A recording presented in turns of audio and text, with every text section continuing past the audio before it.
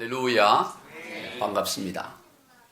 오늘 본문이 속한 요한복음 17장은 예수님께서 십자가의 죽음을 목전에 두고서 주로 제자들을 위하여 하나님께 중보하며 기도하신 내용입니다.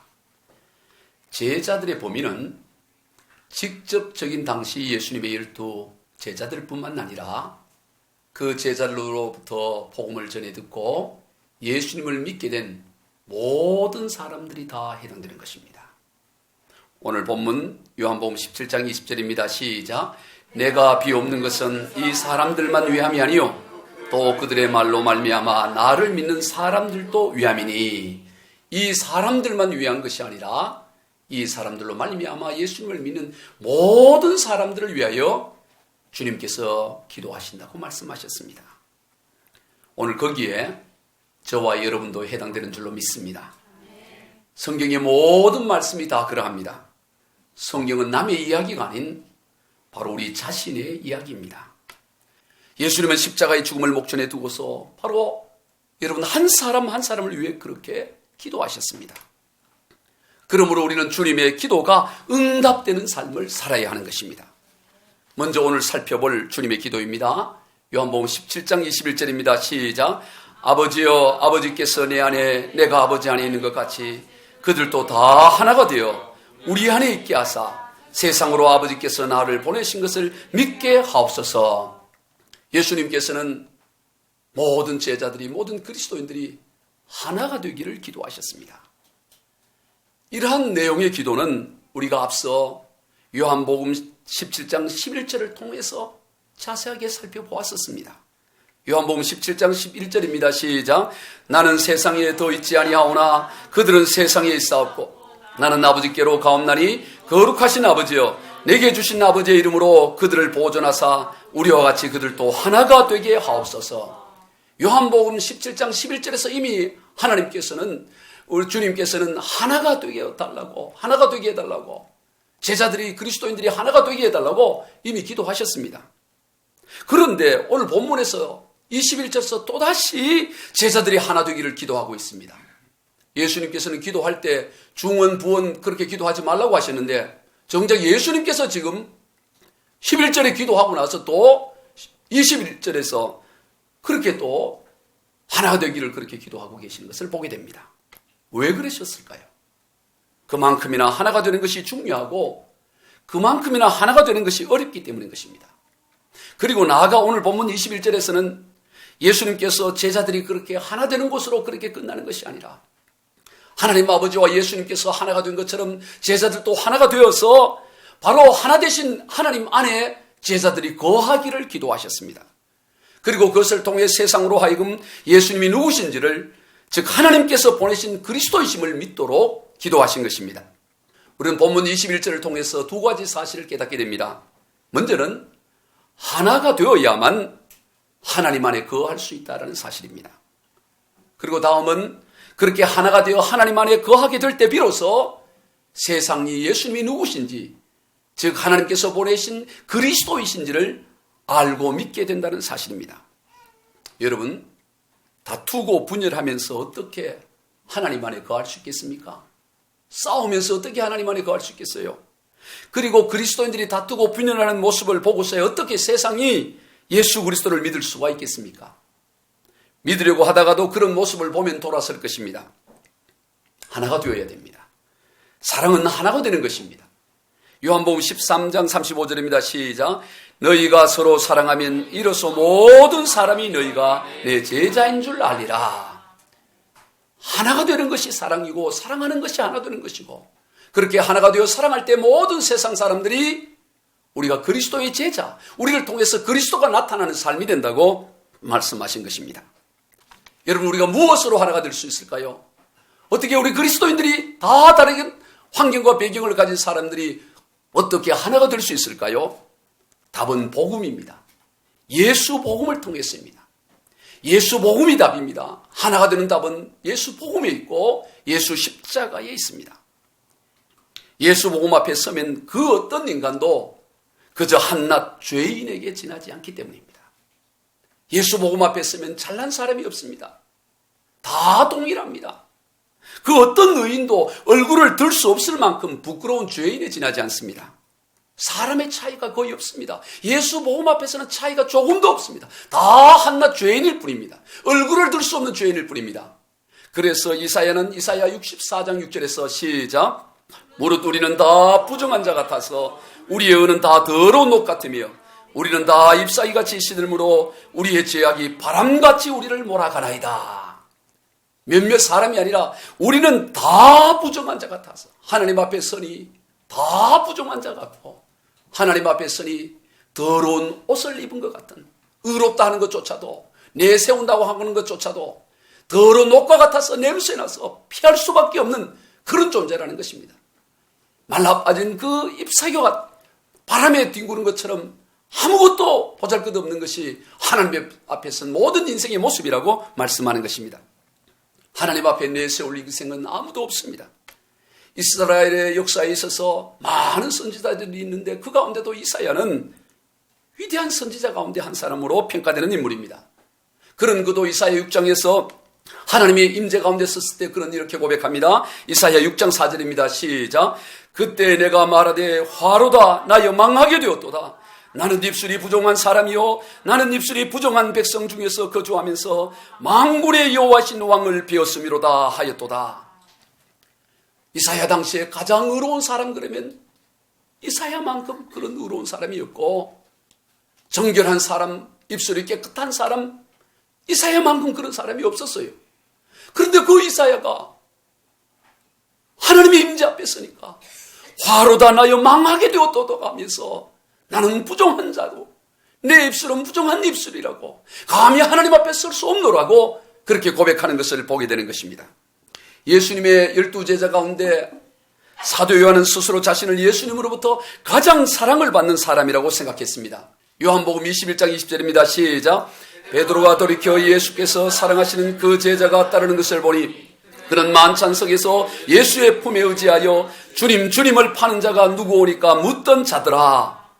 이 자가 바로 그 사도 요한이에요. 예수께서 사랑하시는 그 제자가, 이 예수께서 사랑하시는 그 제자는 바로 사도 요한입니다. 그런 그가 만찬석에서, 마지막 만찬석에서 예수님의 품에 의지하여서 예수님을 쳐다보면서 주님, 주님을 파는 자가 누구입니까? 라고 물었던 것입니다. 그만큼이나 사도 요한은 스스로 예수님으로부터 가장 사랑받는 12제자 가운데서 나는 가장 사랑을 받는 사람이라는 그런 자기 정체성을 가지고 있었습니다. 그만큼 주님과 친밀감을 누렸습니다. 그러나 그러한 그였지만 요한계시록 1장에서 십자가에서 죽으시고 부활 승천하신 후에 임하신 주님을 뵙게 되었을 때는 얼마나 두려웠던지 주님의 영광 앞에 섰을 때 기절을 해버리고 맙니다. 요한계시록 1장 17절입니다. 시작. 내가 볼 때에 그의 발 앞에 엎드려져 죽은 자같이 되며 그가 오른손을 내게 얹고 이르시되 두려워하지 말라. 나는 처음이요 마지막이니. 사도 요한마저 주님의 임재 앞에 서니 그냥 죽은 자처럼 기절하는, 죽은 자처럼 되어진 두려운 것입니다. 그래서 주님께서 두려워하지 마라 하면서 그를 이렇게 세우는 것을 보게 됩니다. 성도 여러분, 그 누구를 막론하고 주님 앞에 서면 예수 복음을 제대로 깨닫게 되면, 예수님이 누구신지를 제대로 알게 되면 한낱 죄인에 지나지 않음을 절감하게 되는 것입니다. 차이가 없습니다. 누구와 비교해서 나는 좀 낫고 그럴 사람이 아무도 없습니다. 다 동일한 죄인일 뿐입니다. 하나님 앞에서 어떤 인생이 나는 더 나은 인생이라고 그렇게 설 수 있는 인생이 누가 있겠습니까? 차이가 없습니다. 그러니 예수 복음 앞에서 누구나 다 하나가 될 수밖에 없는 것입니다. 정말로 예수 복음을 깨닫게 되면 하나가 되어지는 것은 지극히 당연한 것입니다. 수백 수천 가지가 달라도 얼마든지 예수 복음으로 예수 그리스도의 십자가의 보혈로 우리는 하나가 될 수가 있는 것입니다. 예수님의 12제자들이 그러했습니다. 그들의 면면을 살펴보면 도무지 함께 할 수 없는 사람들입니다. 특히 열심당원 시몬과 세리 마태는 도무지 한 곳에 있을 수 없는 사람들입니다. 열심당원은 혁명당원이라고도 말합니다. 이 열심당원 시몬은 이스라엘을 지금 식민 통치하고 있는 로마를 몰아내는 독립투사와 같은 그런 사람입니다. 품에 비수를 품고 다니다가 로마 사람을 테러를 하고 또 로마의 앞잡이라고 여기는 세리들을 살해하는 그런 일을 하는 것이 바로 열심당원이었습니다.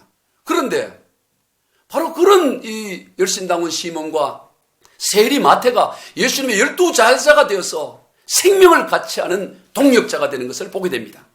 무엇이 이들로 하여금 하나가 될 수 있게 하셨을까요?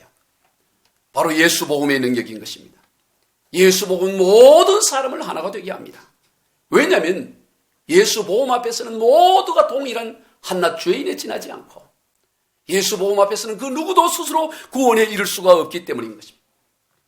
아무것도 자랑할 것이 없기 때문입니다. 내가 너보다 낫다고 할 수 있는 것이 아무것도 없기 때문인 것입니다. 그래서 예레미야 9장 23절로 24절에서 하나님께서는 시작 여호와께서 이와 같이 말씀하시되 지혜로운 자는 그의 지혜를 자랑하지 말라. 용사는 그의 용명을 자랑하지 말라. 부자는 그의 부함을 자랑하지 말라.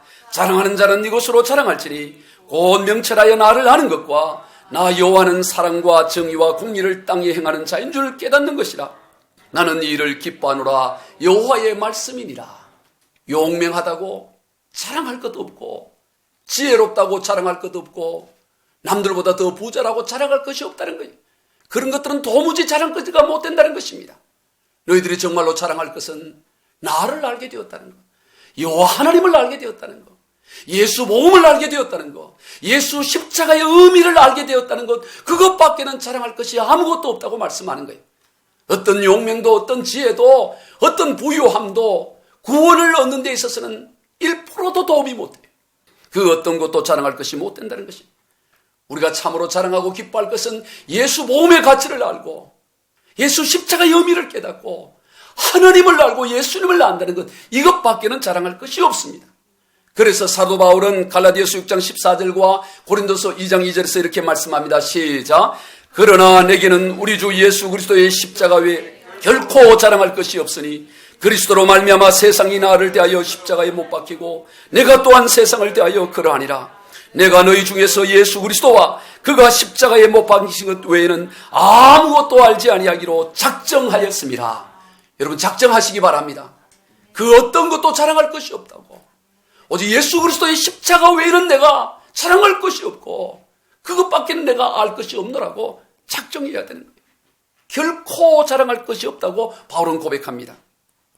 누구든지 예수 그리스도의 복음 앞에 서면 예수 그리스도의 십자가의 의미를 깨닫게 되면 누구와도 하나 되지 못할 사람이 없습니다.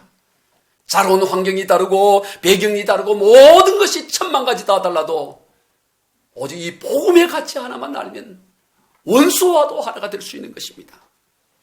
원수와도 하나가 될 수 있는데 가정이 하나 되는 것 간단합니다. 복음 앞에 서면 가정은 그냥 하나가 되는 것입니다. 예수 복음 앞에 다 서면 그냥 하나가 되는 것입니다. 교회가 하나 되는 것 간단합니다. 예수 복음 앞에 다 서면 교회는 하나가 될 수밖에 없는 것입니다. 복음은 누구와도 하나가 되게 합니다. 다음으로 우리가 하나가 될 수 있는 것은 주님께서 우리에게 주신 영광 때문입니다. 오늘 본문 22절입니다. 시작. 내게 주신 영광을 내가 그들에게 주었사오니 이는 우리가 하나 된 것 같이 그들도 하나가 되게 하려 함이니이다. 우리 주님께서는 제자들이 하나가 되기 위하여 영광을 주셨다고 말씀하고 있습니다. 여러분 주님께서 우리에게 주신 영광이 무엇일까요? 세상이 말하는 영광과는 정반대의 영광입니다. 도무지 세상이 알 수 없는 영광입니다. 하늘의 영광이에요. 하나님께서 인정하시는 영광입니다. 그게 뭡니까? 세상이 알 수 없는 세상과는 정반대의 영광, 그것은 바로 십자가의 영광입니다. 복음을 위한 고난의 영광이에요. 이것은 세상이 도무지 알 수가 없어요. 예수님께서는 십자가의 고난과 죽음에 대해서 요한복음에서 반복해서 영광이라고 말씀하고 있습니다. 요한복음 7장 38절로 39절입니다. 시작. 나를 믿는 자는 성경의 이름과 같이 그 배에서 생수의 강이 흘러나오리라 하시니 이는 그를 믿는 자가 받을 성령을 가리켜 말씀하신 것이라. 예수께서 아직 영광을 받지 아니하셨으므로 성령이 아직 그들에게 계시지 아니하시더라. 예수님을 믿는 자에게는 그 배에서 생수의 강이 흘러나온다고 주님이 말씀하셨어요. 그리고 그 생수의 강은 바로 예수님을 믿음으로 말미암아 받게 될 성령이라고 말씀하십니다. 그런데 이 말씀을 하실 때는 아직 주님께서 십자가의 죽음을 당하시기 전이었습니다. 그래서 아직 성령이 임하지 않으셨습니다. 그런데 요한복음 7장 39절에서 주님께서는 이 십자가에서 죽음을 영광이라고 표현을 하고 있어요. 예수께서 아직 영광을 받지 않으셨으므로 성령이 아직 그들에게 계시지 아니하시더라. 예수님께서 아직 십자가에 죽지 않았으므로 성령이 아직 그들에게 계시지 아니하더라. 이렇게 표현해야 되는데 영광을 받지 않았다고 표현하는 거예요. 십자가를 영광이라고 말씀하십니다. 또 요한복음 12장에서도 예수님께서 예루살렘 성을 입성하실 때 새끼 나귀를 타고 입성하셨습니다. 그럴 때 당시 제자들은 왜 예수님께서 그 나귀 새끼를 타고 입성하실까? 말을 타거나 또 나귀를 타시려면 어미를 타고 큰 말을 타고 입성하시지 큰 나귀를 타고 입성하지 왜 새끼를 타고 이렇게 입성하실까? 제자들은 도무지 이해를 할 수가 없었습니다. 그런데 나중에 예수님께서 십자가에 죽으시고 난 후에서야 바로 그것이 구약성경 스가랴 9장 9절에서 예언한 그 예언을 성취하기 위해서 예수님께서 나귀 새끼를 타고 입성하셨다는 사실을 알게 되었습니다. 그런데 바로 거기에서도 예수님의 십자가의 죽음을 영광으로 그렇게 기록하고 있습니다. 요한복음 12장 6절입니다. 시작. 제자들은 처음에 이 일을 깨닫지 못하였다가 예수께서 영광을 얻으신 후에야 이것이 예수께 대하여 기록된 것임과 사람들이 예수께 이같이 한 것임을 생각하났더라. 처음에는 깨닫지 못하더라. 나중에 영광을 받으신 후에 예수님께 영광을 받으신 후에야 깨달았더니 바로 이 영광이 십자가의 영광을 말하는 십자가의 죽음을 말하는 것입니다. 나아가서 요한복음 12장 23절과 24절입니다. 시작. 예수께서 대답하여 이르시되 인자가 영광을 얻을 때가 왔도다. 내가 진실로 진실로 너희에게 이르노니 하나님 일이 땅에 떨어져 죽지 아니하면 하늘 그대로 있고 죽으면 많은 열매를 맺으리라. 예수님께서 더 구체적이고 직접적으로 말씀을 하셨어요. 인자가 영광을 받을 때가 가까이 왔다. 그러면서 하나님 일이 땅에 떨어져 죽으면 많은 열매를 맺는 이 죽음의 원리를 말씀을 하는 겁니다. 주님이 십자가를 영광으로라고 말씀하고 있는 것입니다. 하늘의 영광이에요. 요한복음 21장에서도 예수님께서 장차 베드로가 어떤 죽음을 맞이하게 될 것을 말씀하시면서 그 죽음에 대해서도 영광이라고 표현을 해요. 그런 말씀에 대해 사도 요한복음 21장 19절입니다. 시작. 이 말씀을 하시면 베드로가 어떠한 죽음으로 하나님께 영광을 돌릴 것을 가리키심이라. 예수님께서 장차 이 베드로가 십자가형을 당하여 죽게 될 것을 말씀하시는데 그 십자가형의 죽음을 영광이라고 표현하고 있는 것을 보게 되는 것입니다. 여러분, 복음을 위한 고난이 영광이에요. 복음을 위한 죽음이 영광 중의 영광이에요. 왜 복음을 위한 고난이 영광입니까? 고난을 통해 장차 받게 될 하나님의 영광이 너무나 크기 때문이에요. 그래서 그 하늘의 영광이 땅의 고난을 삼켜버리고도 넘쳐나기 때문인 것입니다. 고린도후서 4장 17절과 18절입니다. 시작. 우리가 잠시 받는 환난에 경한 것이 지극히 크고 영원한 영광에 중한 것을 우리에게 이루게 함이니 우리가 주목하는 것은 보이는 것이 아니요 보이지 않는 것이니 보이는 것은 잠깐이요 보이지 않는 것은 영원함이라. 복음을 위한 어떠한 고난과 어떠한 죽음도 그것으로 말미암아 장차 받게 될 하늘 영광에 비하면 잠시 받는 경한 것에 가벼운 것에 지나지 않다라고 말씀하는 것입니다. 잠깐이라고 말씀하는 것입니다. 그래서 복음을 위한 고난이 영광이 되는 것입니다. 그 영광을 우리 주님께서는 저와 여러분에게 주셨습니다. 우리에게 부탁하셨어요. 우리는 그것을 받아야 합니다. 그럴 때 누구라도 하나가 될 수가 있는 것입니다. 여러분, 왜 우리가 서로 하나가 되지 못할까요? 서로 그 십자가의 영광을 받으려고 하지 않기 때문입니다. 서로 죽으려고 하지 않기 때문이에요. 서로 낮아지려고 하지 않기 때문입니다. 낮아지는 곳에 십자가의 죽음 가운데 화목이 있고 참 기쁨이 있고 평화가 있는 거예요. 마태복음 20장에서 제자들이 서로 높아지려고 할 때 심지어 분을 내면서까지 자기가 더 높아지려고 그런 제자들을 향해 주님께서 이렇게 말씀하십니다. 마태복음 20장 26절로 27절이요. 시작.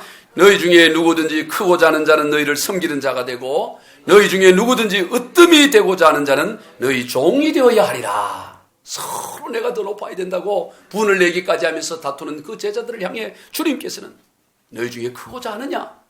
그러면 섬기는 자가 되어야 한다. 너희 중에 으뜸이 되고 싶으냐? 그러면 종이 되어야 한다. 그렇게 말씀하는 거예요. 그러면서 계속해서 나를 봐라.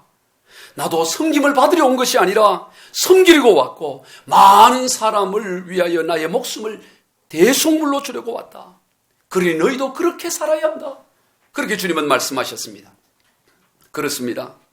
세상은 누가 더 큰 권세를 누리고 누가 더 높아지느냐에 초점을 맞추고 살아갑니다.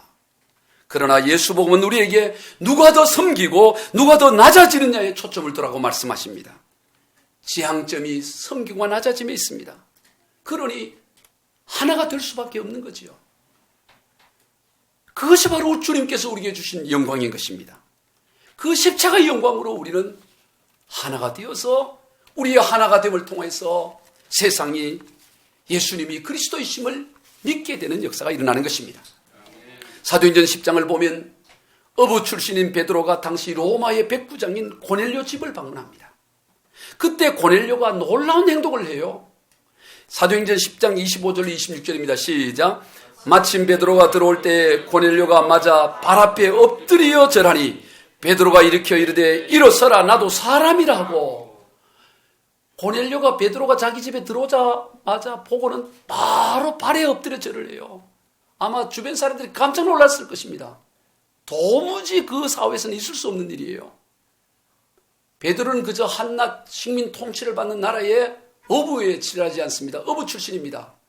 그런데 그 나라를 지배하는 그저 단순한 그 병사도 아니고 로마 병사도 아니고 장교예요. 백부장입니다. 그런 백부장이 고넬료 앞에 그 발 앞에 엎드려 절을 하는 거예요. 어떻게 그런 일이 일어났을까요? 반대 현상이 나타나야 되죠. 오히려 베드로가 고넬료 앞에 엎드려 절을 해야 되지 않겠어요? 그런데 전혀 반대 현상이 나타나는 거예요. 전혀 다르게 나타나는 거예요. 베드로도 깜짝 놀라서, 아니 나는 당신과 같은 사람인데 왜 내게 이런, 나는 신이 아닙니다. 마치 하나님을 섬기듯 그렇게 하는 거예요. 어떻게 고넬료가 그럴 수 있었을까요? 고넬료가 어떻게 그런 행동을 할 수가 있었을까요? 그는 예수 복음이 무엇인지를 알고 있었기 때문인 것입니다. 베드로가 증거할 예수 복음이 얼마나 귀한지를 알고 있었기 때문에 그 예수 복음 때문에 그렇게 베드로 앞에 절을 하는 것입니다. 성도 여러분, 누구든지 예수 복음을 정말로 깨닫게 되면 다 낮아질 수밖에 없어요. 누구 앞에서라도 낮아지는 거예요. 어떤 사람 앞에서라도 낮아지는 거예요. 우리는 그리스도인들입니다. 예수 복음이 무엇인지를 잘 알고 있는 사람들입니다. 그렇기 때문에 우리는 기꺼이 낮아지고 기꺼이 섬기고 기꺼이 손해보며 사는 사람들이에요. 그가 그리스도인이에요. 여러분이 그리스도라는 것을 뭐로 증명하겠습니까? 여러분 가족 가운데, 여러분 이웃 가운데, 세상 가운데 여러분이 그리스도인이라는 것을 무엇으로 증명하겠습니까? 그저 주일날 교회 가는 그것으로만 증명하겠습니까? 매일 주일이 아니지 않습니까? 무엇으로 증명하겠습니까? 우리의 낮아짐을 통하여, 우리의 성림을 통하여, 우리의 죽음을 통하여, 십자가의 죽음을 통하여 우리가 그리스도임을 증거해야 되는 것입니다. 말씀을 맺습니다. 십자가의 죽음을 목전에 두시고 주님께서는 우리가 온전히 하나를 이루어 하나님 안에 거하며 우리의 그 하나님 안에 거함을 통하여 예수가 누구신지, 예수가 그리스도임을 세상 가운데 알게 해달라고 그렇게 중보하며 기도하셨습니다. 그러므로 우리는 하나가 되어야 하는 것입니다. 예수님의 기도에 응답이 되어야 되는 것입니다. 어떻게 하나가 될 수 있습니까? 각기 다른 사람이 어떻게 하나가 될 수 있습니까? 예수 복음 앞에 서면 누구라도 하나가 될 수 있습니다. 정말로 예수 복음 앞에 서면, 정말로 예수 십자가의 의미를 깨닫게 되면 하나가 되어줄 수밖에 없는 것입니다. 우리 모두 예수 복음 앞에서 하나가 됨을 통하여 우리의 삶을 통하여 세상으로 하여금 예수 그리스도가 누구신지를 믿는 그런 놀라운 하나님의 역사가 일어나기를 우리 주 예수 그리스도 이름으로 축원드립니다.